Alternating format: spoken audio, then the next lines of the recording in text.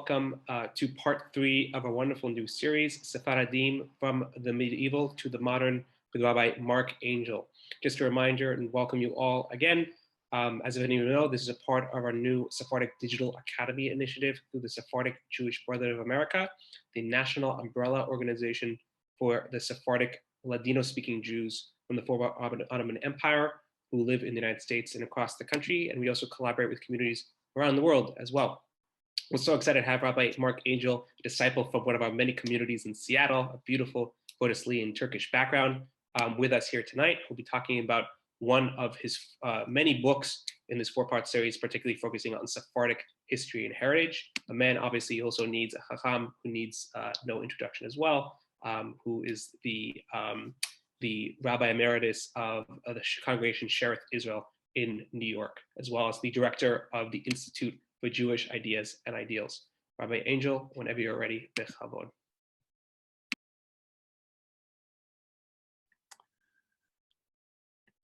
Okay, good evening, everybody. Can you all hear me? Yes, we're on.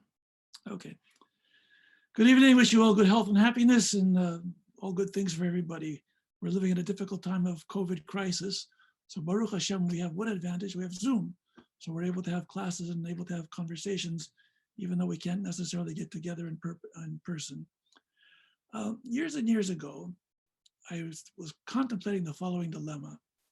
Last week, we discussed the decline, spiritual decline, cultural decline of the Sephardim in the Ottoman Empire, especially following in the 1800s, 1700s, 1800s, the economic decline, the intellectual decline, the cultural decline, how Sephardim in general became passive, high levels of poverty, the educational level went down.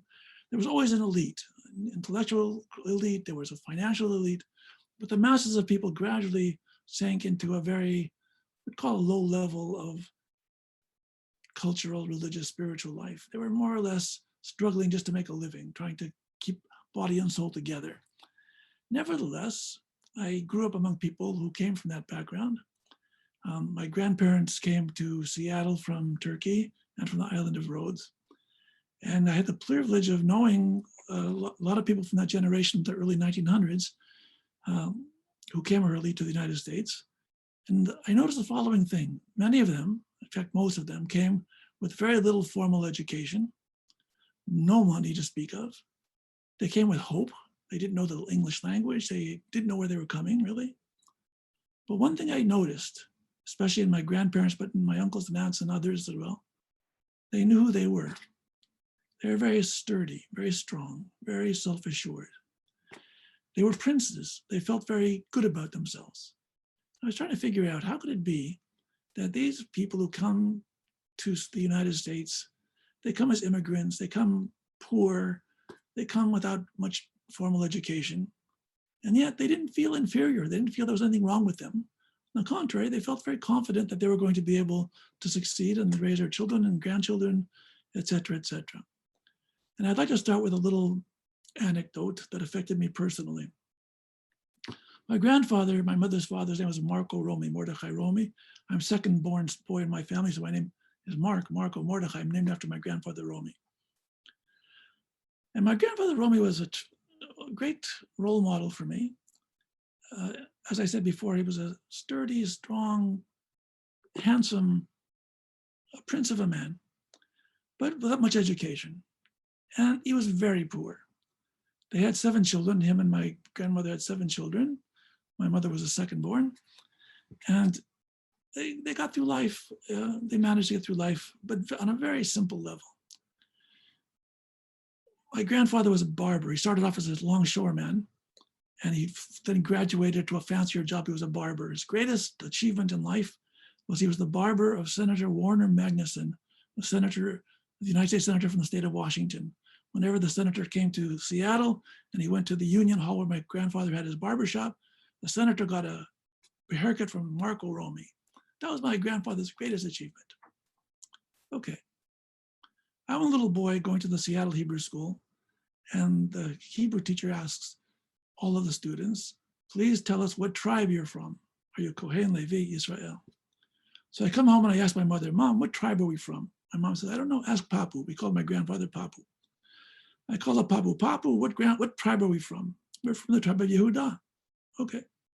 Next day I go to school, and the teacher asks this one, who are you, Kohen? You are Levi, you Israel. Angel, who are you? Yehuda. The teacher said, that's not one of the choices. You had a choice of being Kohen, Israel, Levi. Yehuda is not a choice. I said, but I asked my grandfather, and my grandfather told me, we're from the tribe of Yehuda. So the teacher says, your grandfather's an ignorant man. You tell a child that. As I was crying, I felt very bad. I came home and I told my mom. My mom says, call up Papu. So I called up Papu. I said, Papu, I went to school today and I said I was from the tribe of Yehuda, and the teacher didn't believe me. My grandfather says, you know what? Your teacher is an ignorant man. We are from the tribe of Yehuda. The aristocracy of the Jews in Judea in ancient times, they were taken to Spain. And we are from those people. We're from the aristocracy of the Jewish people. We're from the tribe of Yehuda. I found out later that that was fairly common belief among many Sephardim. I don't know if it's historically true. I'm not even going to argue if it's true or false. I know one thing, for my grandfather, it was absolutely true. He was a prince of Israel. He was aristocracy. He was a barber. He was poor. He was very modestly educated, mostly by himself. But in his own eyes, he was somebody. In his own eyes, he represented something. I wondered, how could it be that after all those centuries of more or less living on a low level, just relatively speaking, how did these Sephardim maintain this inner strength? What was their inner life? What gave them that poise? So one aspect is, yes, they had this vision that they were from aristocracy, they were nobility. Sephardim tended to be, of course not anymore, but in those days tended to be stubborn, proud, and very keen on kavod, their own honor. Where did it all come from? So I did a lot of study, a lot of research, and the more I thought about it, the more I realized that there are certain key elements within the Sephardic tradition, both the folk tradition and the intellectual tradition, that contributed towards developing a kind of person, a personality. And those things which are in the tradition are very powerful and meaningful to us, and I think they'll be meaningful for generations to come if we pay attention to what they were. I'm going to give several examples of what I'm talking about. One quality which I just touched on with my grandfather, I call interiority or inwardness. I spoke about this actually earlier at the Conforad conference.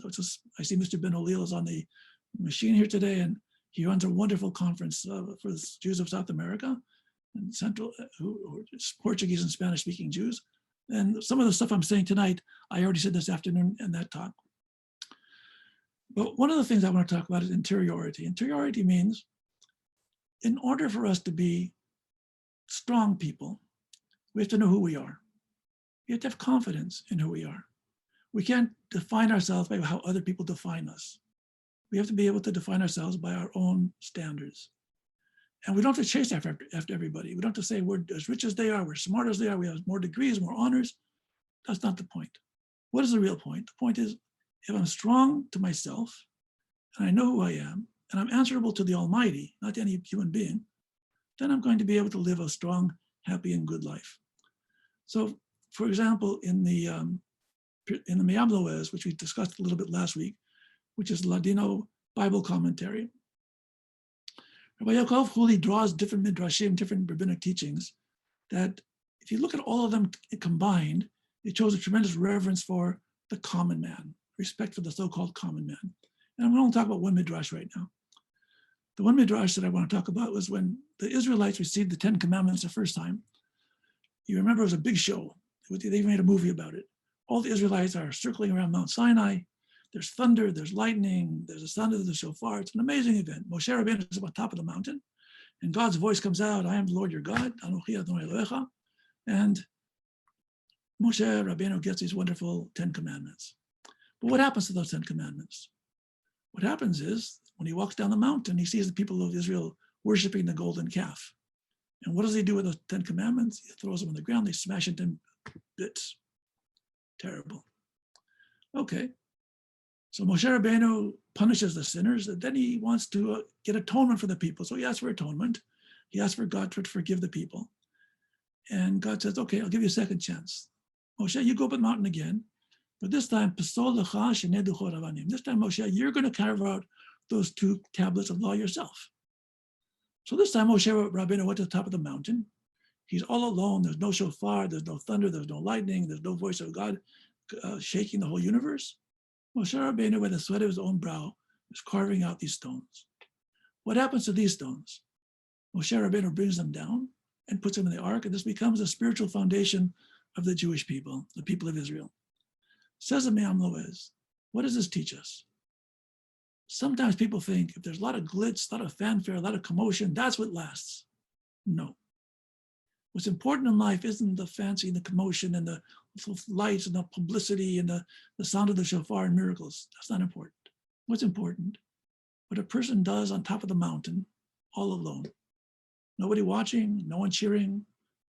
People might remember, might not remember. Doesn't matter. Moshe Rabbeinu working alone by the sweat of his own brow, that's what's lasting. And the ultimate lesson is that's what's lasting to us also. Sometimes people say, well, this one's the president of this one's famous for this one has $1 billion, and this one has a Rolls Royce, and this one has this. You know what? Let them all live and be well. Not my problem. What's my problem? I'm on top of my own mountain. I'm alone. I have to do my thing. I have to, by the sweat of my own brow, I have to do something that's meaningful and that's going to be lasting. My goal isn't to play games that other people are playing. My goal isn't to try to be what other people are trying to be. My goal is to be myself and to find out who I am and what I can do. The Almighty put all of us on earth with a mission. Our job is to figure out what that mission is and to do our best to achieve that mission. This is part of interiority, but there's another aspect that I want to discuss, and that is a sensitivity to holiness. Now, what does that mean? Among many Sephardim, it was customary to read the Zohar, book of Kabbalah. Now, I will be willing to bet any amount of money that the vast majority of people who read the Zohar had no clue what the Zohar was saying. It's a very difficult book, very esoteric. The average laborer, peddler, the hard worker of the Sephardim, the Chamalim of the Sephardim, they're the Zohar without any real understanding of what it was all about. Certainly not the deeper meanings. Probably couldn't even translate the words, but they read it. So a question came to the Chida, Rabbi Chaim Yosef David Azulai. He was a great rabbi in the 1700s. And someone asked the question, Rabbi, why is it important for all these Jews to be reading the Zohar? They don't even understand it. They don't even pronounce the words correctly. Why is that important? So the Chida answered very, very brilliantly. He said, you know, when those people are reading the Zohar, even if they don't understand a word, even if they mispronounce every word, they're in touch with something holy. They know that there's something sacred in the world, something beyond them. And even though they might not understand literally what's there, the emotion comes to them. And he said it's the holiest thing when people are sitting out of pure piety to read the Tehillim or read Zohar, even without understanding what they're saying. They're speaking a different language. It's not a language of the intellect, it's a language of the soul. And the language of the soul is also a language. And therefore, we have to understand that people, even if they look like they're simple workers or simple women who don't have much education, they have a sense of holiness, a sense that their life means something, there's a sense of something transcendent. There's already something that they're living on a more elevated level. And even though on the external surface, they look like they're just nobodies, inside they're somebodies. We talked about this a bit last week also with the Tikkun Olam principle that was developed by Rabbi Yitzchak Luria. The Tikkun Olam idea was that whenever you did a mitzvah, you were in fact influencing the whole cosmos. It wasn't just a private deed between you and your friends and you and your family. It was something that had a cosmic impact. It made, so to speak, God happy. Somehow it fulfilled God's wish for humanity. So when you have that idea that whatever I'm doing actually has value that transcends my personal everyday life, you live on a different spiritual level. It's not, you don't just see the surface of the person. If you could go inside that person's soul, you see there's something alive there. There's something growing, something keen, something very, very fine. And that kind of spirit, that kind of kindling is what kept many Sephardim proud, happy, and sense of holiness. It was customary in many communities for people to kiss the rabbi's hand and get the rabbi's blessing. The rabbis aren't saints, the rabbis aren't magicians. Kissing the rabbi's hand is not any better than kissing anybody else's hand. Why did they kiss the rabbi's hand? Not because he was the rabbi, because rabbi symbolized something. In the eyes of the public, the rabbi symbolized a connection between themselves and the Almighty. Among the North African Jews, they have a custom of going to the graves of rabbis. They call it Hilula. After the rabbi dies, they go to the grave and they have big parties and they went big prayers and big shindig. Some people say, well, why do you go? When the rabbi's dead, isn't that superstitious? Okay, maybe there's some superstition in it. I'm not going to say no. But there's something else in it. What they're saying is, if a person lived a righteous life and they die, their spirit didn't die. The righteousness that they represented in their life continues to have impact on us. Not because they're dead, they're gone, they're in the next world, fine. But the spirit, the ideas that they stood for are alive. And by going to the grave and celebrating, in a sense, their lives and their deaths, the people who came there out of simple piety were really saying, God, righteousness lasts. We respect righteousness. We respect piety. One of the great Moroccan rabbis who passed away some time ago was known as the Baba Sali, Rabbi Abu Khasera. He was known as the Baba Sali. Baba Sali, those words mean something. What do they mean? Baba Sali means our Father who prays. Now, Sephardic rabbis are supposed to be learned, they're supposed to be kind, they're supposed to be nice, all kinds of good things. They have to be able to pray. Baba Sali means you're our Father who prays. Somehow or other, they get confidence that the rabbi had the ability to pray. He had a sacredness to him, a sanctity, a holiness. And the people looked at that with reverence, not because the rabbi is the only one who should pray, but as a model, we also can pray. We also can raise ourselves. When people live on that level, it's already not mundane. On the outside world, it may look like nothing, but inside the world, there's something very, very strong and very powerful. So that's interiority or inwardness. I want to go to the next concept. And the concept is optimism, happiness, or balance in life. People always like to say when they have Sephardic festivals, they play music, they give us Sephardic food, they seldom remember we have brains. They like all the exterior things that we do. They like the way we eat, they like the way we sing, they like the way we dance. They don't think that we have brains. We have brains too, don't worry. But when people talk about optimism, they focus on those parts of the Sephardic civilization which reflect happiness, and that's good. But I want to go beyond just being happy. You could eat a meal and feel that the food is delicious, and that's very satisfying, and you feel like you're in a good mood. And that's all human beings feel that. But when Sephardim had a good meal, it wasn't that, only that. The food was terrific, no objection. And the music, phenomenal, no objection. It was more than that. And I give an example, the example from my childhood, Shabbat in the house of the angels.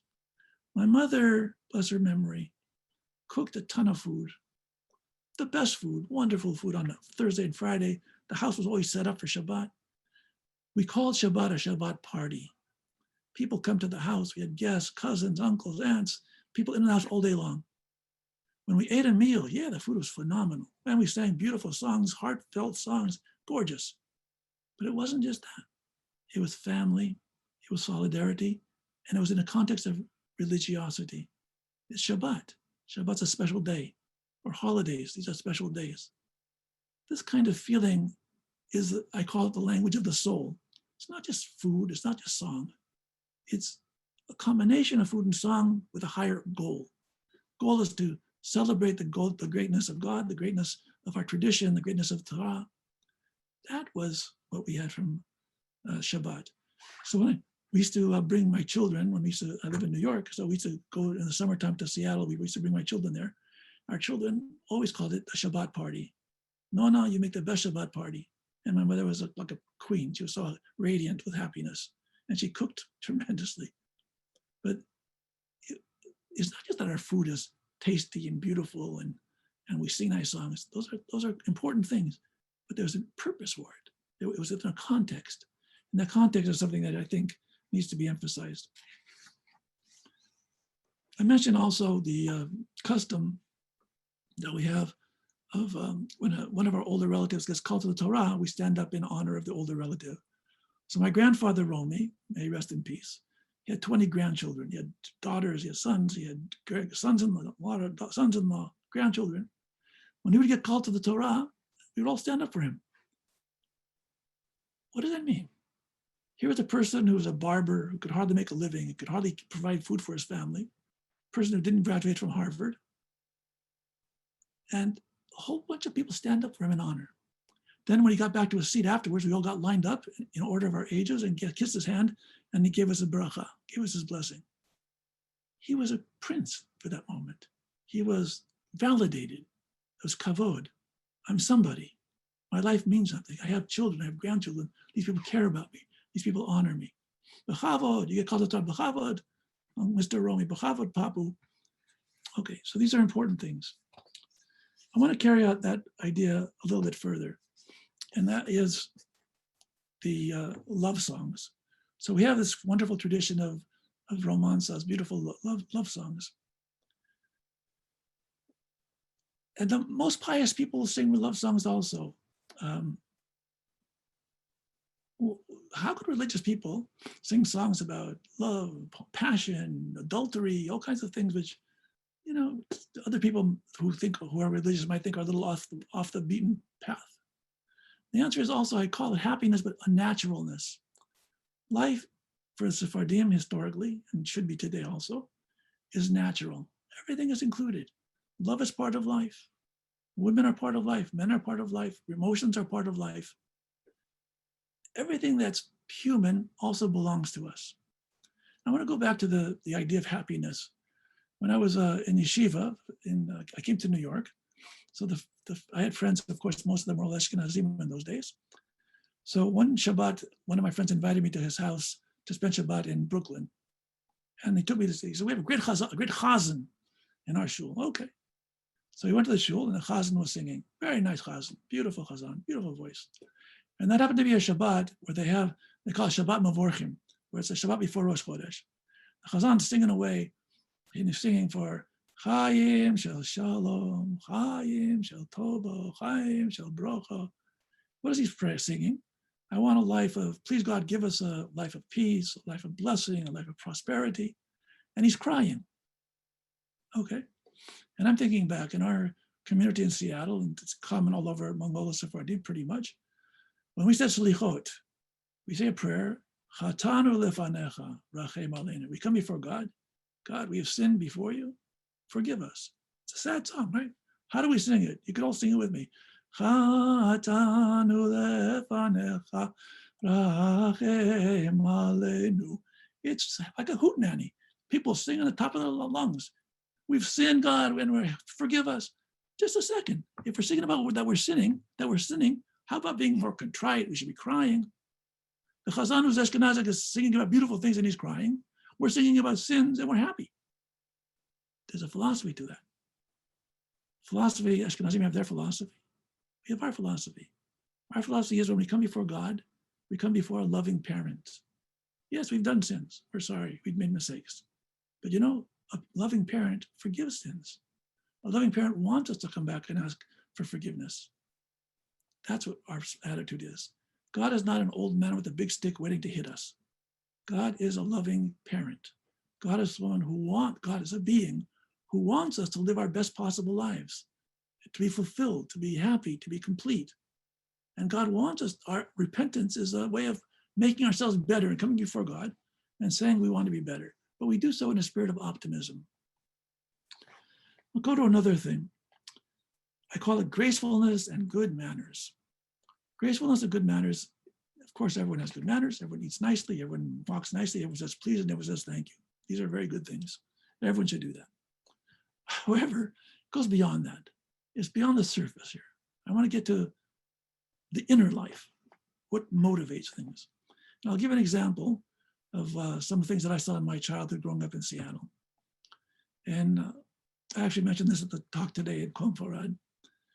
The women in those days, my mother's generation, very few of them worked out of the home. Most of them worked very hard, raising their children, cooking, cleaning, taking care of their husbands. That was a very big job. They had big families, Baruch Hashem, and that was a pretty fulfilling job for them. They didn't work for outside stores. But once in a while, pretty regularly actually, they wanted to have some kind of social context. So they had what they call visitas.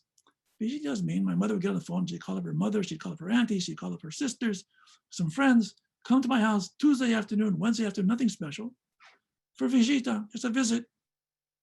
Okay. So my mother would cook and bake everything. She would never use paper plates, chas v'shalom. She would never buy store-cut bakery bought stuff. She'd make everything herself. She set the table as if the royalty of the world is coming. And then all the women would come, but all dressed in their Shabbat clothes.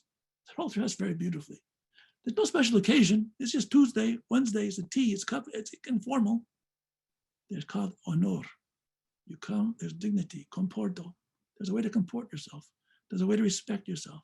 There's a way to respect others. And everything had a certain social system that people knew how to behave themselves, how to conduct themselves in a proper manner. So there was a custom. Let's say the party came to a conclusion. You want people to go home. You know, they've been there long enough. It's time to go home. But you can't tell people, okay, folks, it's time to go home. It's not good manners. So they had a custom. It was in Seattle, maybe in other places too, where they used to serve a marzipan cookie called mazapanes, or a marzipan kind of cookie.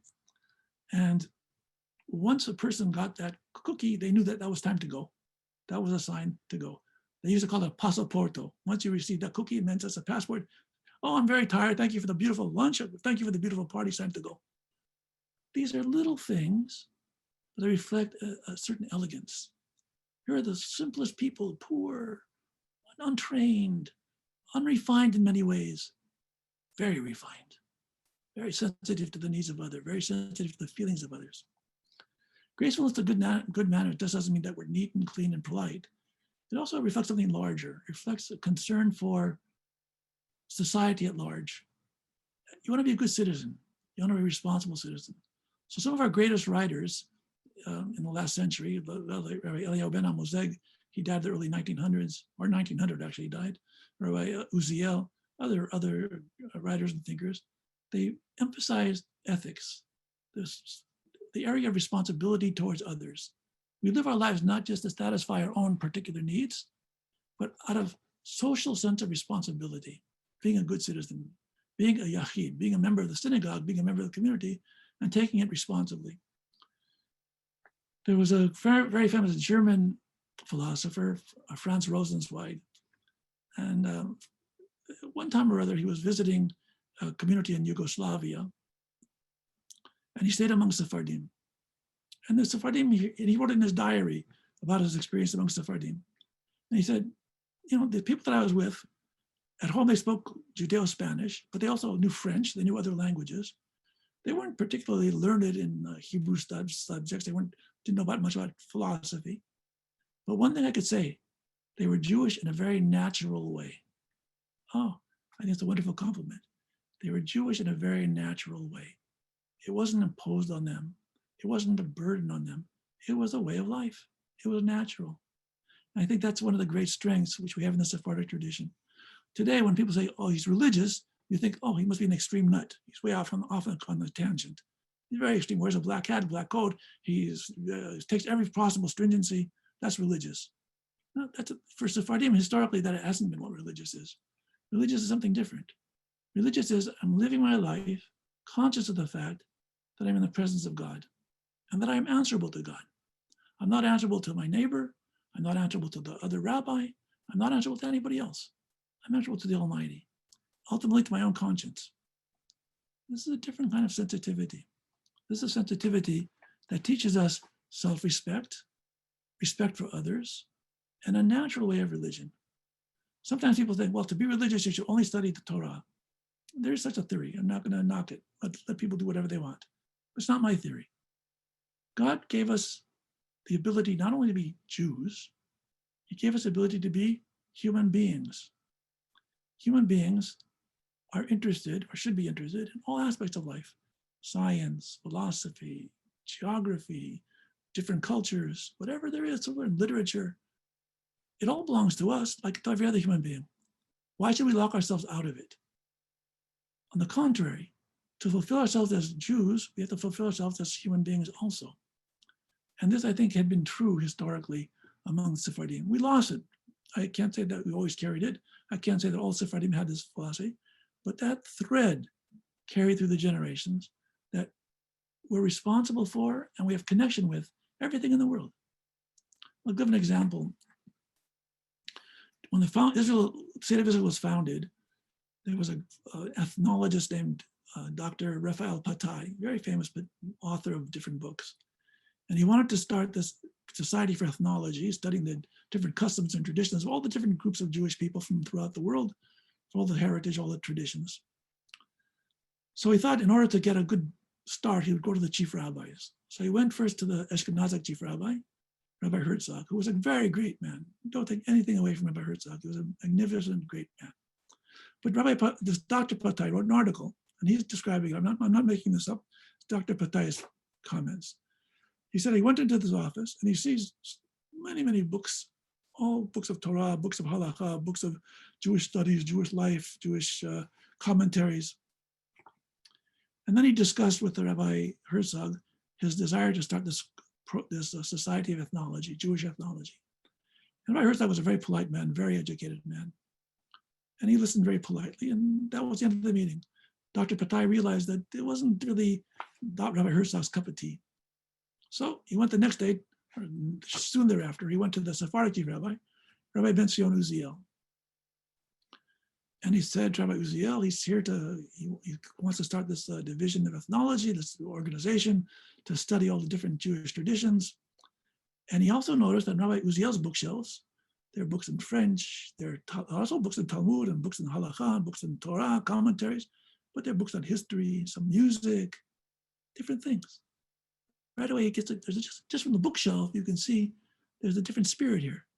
When he asked Rabbi Uziel about the ethnology, Rabbi Uziel was lit up with excitement. Oh, it's a wonderful idea. I want you to make me the honorary president. I love it. And please make sure you collect all the Ladino folk songs too, the love songs. The chief rabbi of Israel is asking to collect love songs? Yes. Why? Love is also part of life. Love is also part of Judaism. We're human beings. As human beings, we have to feel the whole width and breadth of human experience.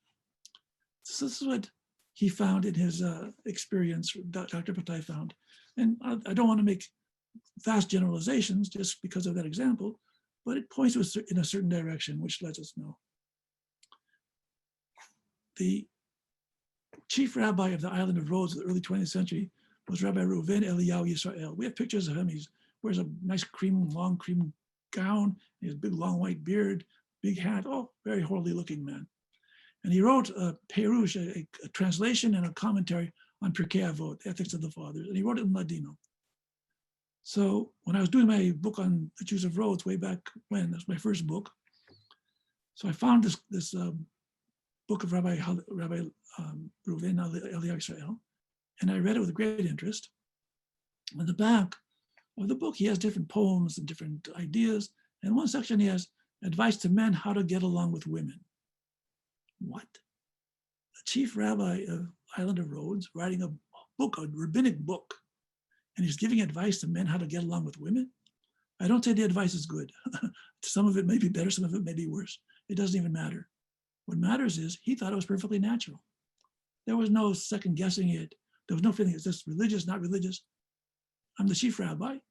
People are concerned about love and marriage. I'll give them my advice. You don't find that in other traditions. And in fact, if a rabbi today would say that, they would consider him not to be orthodox. He's not religious enough. But for Sephardim, our idea of religion was different. Our idea of religion was, God didn't give us religion as a burden. God gave us religion as a privilege. He didn't give us mitzvot to make us work hard. He gave us mitzvot to liberate us. Everyone has to find some kind of rootedness in life. So everyone has their own way. Everyone has they have their own traditions, their own life. Let them all live and be well. But if God chose us for whatever reason, in his infinite wisdom, he gave the Jewish people the Torah. And we gave it a Sephardic flavor. Through our experience, that Sephardic flavor helps us be who we are. It helps us to be stronger, deeper, more independent people. It helps us to be broad-minded.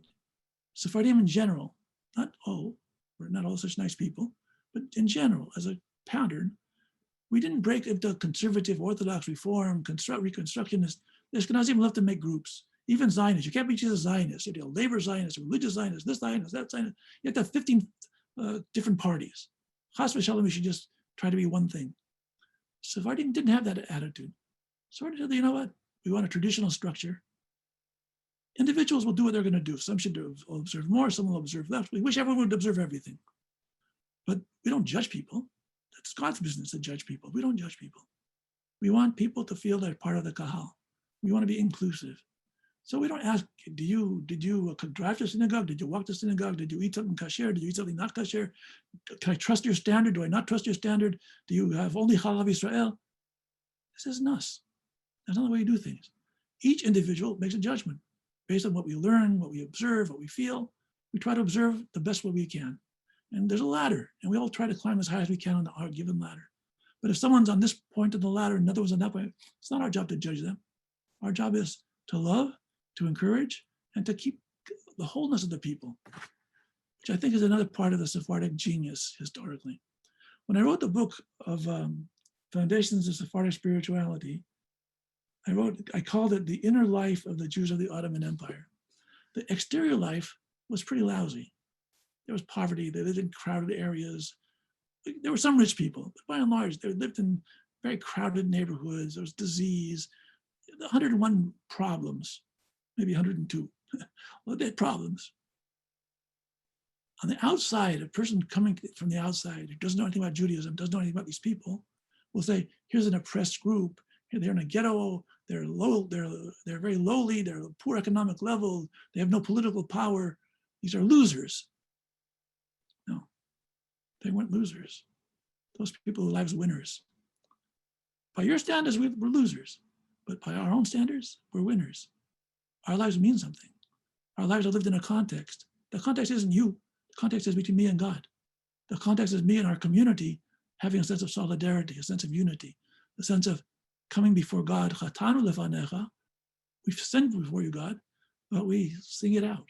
Because why? Because God loves us. Because there's a happiness in our lives. On the outside, people don't see that. On the inside, there's something very powerful. And that was what was transmitted generation by generation over all those hard, difficult generations of our people, so that I think the legacy they left, both in the intellectual and on the folk level, have great value. I don't think it's important for my great-great-great-great-grandchildren to be Sephardic. I'm not an ethnic Sephardic Jew anymore. I'm very proud of being Sephardic. I love it. But I consider Sephardism more important than Sephardic ethnicity. I think the ideas of Sephardic, the best that we can draw out of our tradition. I want my great-great-great-grandchildren to be able to draw on that also. I want them to feel integrity. I want them to feel wholeness. I want them to feel comfortable with the world. I want them to feel natural as human beings and natural as Jews. I don't want them to be an extreme this way or extreme that way. I want them to feel rooted, solid, happy, content. That's what I want. And I want them to live as Jews that Judaism is the impetus and the contributor to giving them all those positive qualities that could give them a happy, full, and beautiful integrity life. I'm going to stop here actually and see if anyone has questions, all right? Ethan, you want to take over and ask if we have any questions from anybody? So is this the end of the lecture? Do you want to? I'm going to stop here unless people have questions. I can always add more, but I'd like to have questions. For sure, absolutely. Chazak Bo Chacham, as always. So if anybody has any questions for Chacham Angel, please enter them to the chat, and we're going to read them out as we go along. Rabbi, a question for me in terms of the context you were speaking about kind of this beauty of this beauty of Sephardic life, as you were speaking about, in the sense that people, at least in my generation, people in the wider Jewish world don't recognize beyond just the biscochos and baklava and the music, as you mentioned. They don't recognize the deeper meaning of the Sephardic ideology, the philosophy, the beauty of living and being a Sephardic Jew. How do we kind of express this and engage in saying, wait a minute, we're much more than just biscochos and baklava. We're so much more than just food or songs. We have this beautiful way of thinking, this beautiful way of learning, this beautiful way of living that can really be a model for all of Judaism. Well, that's what you try to do through the Sephardic Brotherhood. That's what I try to do through my institute, And that's what other people are trying to do. We're trying to give people the context of these things. I'm never going to say anything against delicious food. I love delicious food. I remember my mother, my auntie, my grandmother, wonderful, wonderful cooks. My wife is a wonderful cook. She became a good Sephardic cook too. She wrote a Sephardic cookbook. So I'm not, no criticism of cooking whatsoever. It's beautiful as well. But what I'm trying to emphasize is if you just want a culture to survive and you can give people good food and good songs, to us it's emotionally very valuable. And to another generation it might be. But 3-4 generations from now, it won't mean anything to them. They couldn't care less. They'll eat that. They'll eat Chinese food. It's the same thing. They're all good. The reason when I eat a buraka, it's good, isn't because it tastes good. I eat a buraka good because I taste my grandmother's buraka. I taste my mother's buraka. I feel the whole civilization that the buraka represents. So in order to convey something, we have to believe it in ourselves. One of the problems that we have in Sephardic life today, okay, take a little bit of a side here, is that there's a general diminution of religious observance in a serious way on one side. And people think, I show up to synagogue once a year, once in 2 years, and it's too much of a burden, I'm not interested. Okay, God bless them. I'm not judging them. But you can't transmit Judaism that way. You certainly can't transmit a Sephardic Judaism that way. 3 generations down the line, if not sooner, your kids and grandkids are not going to marry Sephardim, but they may not marry Jews altogether. It's a very complicated thing what's going to happen in the coming generations. The ethnic aspect is going to disappear in the course of time. So in order to make life really meaningful, we have to make people realize Shabbat is a gift, not a burden. Shabbat is a party, not a pain. And unless we ourselves are able to convey that to our children, it's going to be very hard to convey it to the next generation. So the foundation of Sephardic life has to be, in my humble opinion, based on a very strong religious family basis. But on the other side, some people are drifting away. Other people are drifting to the other side, becoming more Ashkenazicized or Haredized, as I say. You see Sephardic rabbis, Sephardic yeshiva students with black hats, black coats. They think like, they act like Ashkenazim. God bless Ashkenazim, no complaint. But each of our traditions has something to contribute to the kitty. And it's a mistake for Judaism if we only have one direction. Years ago, in 1990, I was president of the Rabbinical Council of America. So I was a big shot in those days. So I went to the Sephardic chief rabbi, Rabbi Mordechai Eliyahu, Allah Shalom, was a great man, wonderful man. And I said to Rabbi Eliyahu, I'm very concerned that the Sephardim are losing their identity. Whenever you have something in Israel about Sephardim, it's always about food and about music, and that's the end of it. And why is it that all the Sephardic rabbis that I see, they all dress exactly like they grew up in Poland? We need Sephardim with kippah, we need Sephardim with a black hat, we need Sephardim with a white hat, we need Sephardim with a red shirt, we need Sephardim who are hippies, we need rabbis, all kinds of rabbis, who play guitar, we need all kinds of rabbis. We shouldn't just be one model. He says, Rabbi Angel, we already lost that war. In order to be a Talmid Chacham in Israel, you have to dress like the Ashkenazim, period. There's nothing more to discuss. Only the Rishon LeZion can wear his fancy outfit. All the other Sephardic rabbis have to dress like Ashkenazim. That's the uniform of rabbis. And if you don't dress like that, you're not taken seriously. I said, there shouldn't be only one road. Because if we want to appeal to the broader masses, the broader group of Israelis or Jews in general, they need different entryways. Everyone's not ready to become a Haredi Jew. Everyone's not interested to join a Hasidic cult. We need different avenues where people can find at their own comfort level and come in. So you need different kinds of rabbis, different kinds of spiritual leaders from different traditions. And unless we each can contribute something of our own, the whole public loses. And he says, well, he started laughing at me. It's too late. It's all gone. Well, I don't want it to be gone. Maybe I'm Don Quixote. Maybe it is gone. But if it's gone, the tragedy isn't to Sephardim. The tragedy is to the Jewish people as a whole. Because why should the Jewish people as a whole be deprived of this very important segment of Jewish civilization? Like, let's say, for example, we just simply erase from Jewish history all the Hasidim. There's no more Baal Shem Tov, there's no more Levi Yitzchak Berditchev, there's no more Kotzker Rebbe. We would all be poor. They were great men. They had great teachings. I'm not a Chassid, I won't follow them in full, but that doesn't mean I can't learn from them. I'm proud to have learned from them. The Gaon of Vilna, there are so many different people, Ashkenazic and Sephardic, Shalom Aleichem, Yiddish literature. There's so many things that were contributed to the whole people of Israel. Why should I be deprived from that? Just as we shouldn't be deprived of those things, they shouldn't be deprived of our stuff.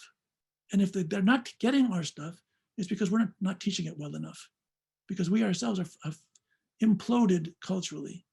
And we ourselves, when we have a Sephardic night, it's always with good food and good songs, and that's the end of it. We don't emphasize that we also have brains and something to teach the public. So that's our challenge. Important question here, a technical question. Is there a book we can read on what you just spoke about tonight? Yes, I happened to write the book called Foundations as Far as Spirituality, the Inner Life of the Jews of the Ottoman Empire. You can get it through my institute, or you can get it online through Barnes & Noble or through Amazon. Another question here. How do Sephardim separate morality from ethics? You know what? Philosophers make a very fine distinction between morality and ethics. All the books I've read on it, I still don't understand the difference. I don't know if the words are interchangeable or not. So I'm not even going to comment on it. I don't know. Can you speak more on connecting to our Creator through the creation as it relates to Sephardic spirituality, as in the Sephardic method to get connected to God? I don't know if there's the Sephardic approach, but I know there are a variety of Sephardic approaches. One I mentioned before is through prayer. Classically, I'm not saying it works in every synagogue, but classically, when Sephardim go to synagogue, they pray with great emotion. The Chazan reads almost everything out loud. The Kahal sings a lot. There's a feeling of community harmony. Now, there are two kinds of prayer. One kind of prayer is in the synagogue, where we feel Kahal singing together. It's really very, very inspiring, very happy, I would say, very happy. But there's a second kind of prayer, just our own selves, privately. The Kabbalists emphasize a principle called hitbodedut. Hitbodedut, Rabbi Aryeh Kaplan translated as meditation. Doesn't necessarily mean technically the skills of meditation as is practiced today in Eastern religions, but it means each of us needs 1 hour a day where we could just think, where we're not in a rut, where we're not forced, where we don't answer any phones, and there's no one zooming at us, and there's no one calling us, and no one's on our backs. Just 1 hour a day, even half an hour today, where we could just think and try to put our life in context. That's also prayer. That's also spirituality. The Rabbi Eliezer Papo, who wrote the Peleoets, a great Musar book, I think I discussed it last week. Rabbi Papo said, sometimes people say, well, during the day I'm busy working and I'm eating and I have a meeting and I don't have time to think. Who has time to think these days? So he says, you know what? In the middle of the night, you wake up. There's no one even knows you're awake. You have half an hour, the lights are off, everyone's in the house is sleeping. You have 1.5 hour freedom all by yourself. Say a tehillim by yourself. Say words of prayer of your own words, in your own language. Pour out your heart. What's important to you? What's not important to you? Speak to God as though God actually listens. Speak to God as though God has a presence in your life. And when you do that, eventually, when you first start doing that, it might seem very artificial. In the course of time, it becomes more natural. And that, I think, is another key to what we might call Sephardic spirituality. Sometimes the word spirituality is a mysterious word. People think of spirituality is, you have to be a little nut, you have to be a little bit of a mystic. No, you can be spiritual. You look at the sunset, you can be spiritual too. You look at a beautiful mountain, Mount Rainier in Seattle. Oh, the Indians thought Mount Rainier was holy. You know what? It is holy in its own way. There's something that carries you out of yourself. And instead of repressing ourselves, we should open ourselves to that. That's why I think one of the things that's been important to me, I think it's because of my Sephardic mushugas, to use an Ashkenazic word, is I read many books, not on Judaism. I spent the week with Sioux Indians on a Sioux Indian tribe in South Dakota. I read, I think, many books on Eastern religion. I read many books on Christianity and on Islam. Of course, I read mostly about Judaism. But each of these traditions are people searching for God. They're all searching for some universal truth. And if our minds are open to that, it enlarges us. It enlarges us. Okay. Another question here: is it a misconception that because of rabbis in their learnedness and their knowledge in general, that they're closer to God or this path that we're all supposed to be on? I think if anyone thinks rabbis are closer to God, they have a mistaken notion. They're not, just because you get a smicha doesn't mean you're closer to God. I can guarantee that. There are people who happen to be rabbis who are extremely spiritual and in fact are godly people. And there are other people who are merchants and bankers and scientists who are equally spiritual people. It's not, the rabbis don't have a monopoly, and I would say to a certain extent, rabbis have a handicap. The handicap is it's hard to be who you are. When I first became a rabbi in Sheretz Israel, they have a custom. The rabbis wear a gown and a hat, a special kind of hat. It goes back to colonial days. And I was a hippie. I mean, I grew up in the 1960s. I didn't even own a hat when I came to Sheretz Israel. I'm not a hippie, okay, it's a little exaggeration, but I grew up in the 60s. I had a different view on things. And certainly wearing a gown and hat was not my cup of tea at all. But it was a job, I had to wear it. And when I wore it, I used to tell myself, Angel, don't ever become this cap and gown. Don't ever become this cap and gown. Be yourself. Don't let this define who you are. The public, they see you a cap and gown, and you're already stereotyped. They don't see your inside. They don't see if you're a person. They don't see if you're struggling or thinking or feeling. You're the rabbi. You're a rabbi. You know everything. You know the whole Torah. You know everything. You don't have these conflicts. You just believe in God. You're safe. Forget about it. We're not gowns and we're not caps. We're not outside. People expect, they think, because a rabbi has a title, that somehow that opens all the doors. On the contrary, sometimes it makes it worse for the rabbi, because the rabbi's living, instead of being himself, he's trying to live up to what other people expect him to be. And when you try to live your life according to what other people expect you to be, your life is going to be a failure. Yes, we can't be, just freewheeling and disregard how other people feel about us. But ultimately, we cannot live our lives letting other people define who we are.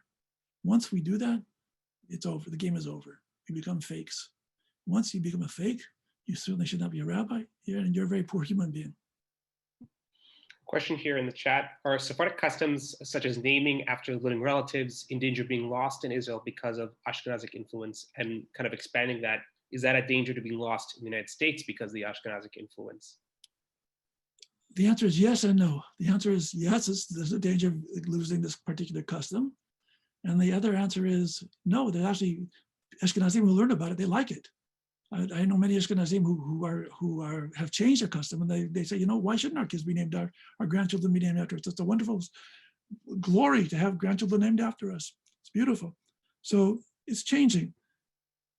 I can't predict how it's going to be in 100 years from now. I don't know. But it's a really beautiful custom, and it's very special. And look, I speak personally. First of all, I knew my grandfather Romy. I was named after him. I have a number of cousins also named Mordechai. There's a certain family solidarity. You know where you belong in the pecking order in your family.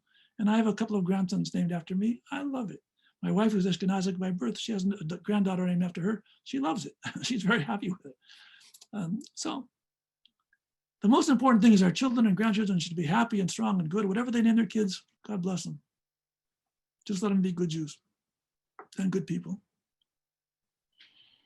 Let's see here, just looking for 2 more questions and then we'll wrap up here. There's a question about, in the spirit of Sephardic Judaism and the embrace of innovation, do you see a time, in light of the coronavirus and everything else, where Zoom is used to facilitate issues like immersion or things like Limud Torah or Minyan or Huppah or other things that require a Minyan or require a physical presence? I think it's the Zoom thing is a new challenge. And there were some Moroccan rabbis who wrote before Pesach, you could have a Zoom Seder. They permitted using the Zoom for Seder, which I think was brilliant. And most Ashkenazim came out against it, but the Sephardim thought it was very, very important, very well argued. I think we're still trying to figure all these things out. I don't think we have an answer to it. And like many conflicts, many problems in life, there's going to be this opinion, that opinion, and eventually it takes a while before actually a consensus emerges. So it's going to take us 10 years before we really figure out what to do with Zoom. And so sometimes some rabbis are going to be more liberal, some rabbis are going to be stricter. It's going to take a while before there's a consensus reached. Next week, by the way, we're going to speak about the response and the teachings of Rabbi Ben-Zion Uziel, and we're going to talk about Sephardic halakha in general. And I'm going to talk about Rabbi Uziel and also one of his great disciples, Rabbi Chaim David Halevi. I wrote books about both of them. So we're going to talk about that whole thing and dealing with innovation changes. They were both traditionalists, but they both were very creative in their own ways. So we'll discuss that more at length next week.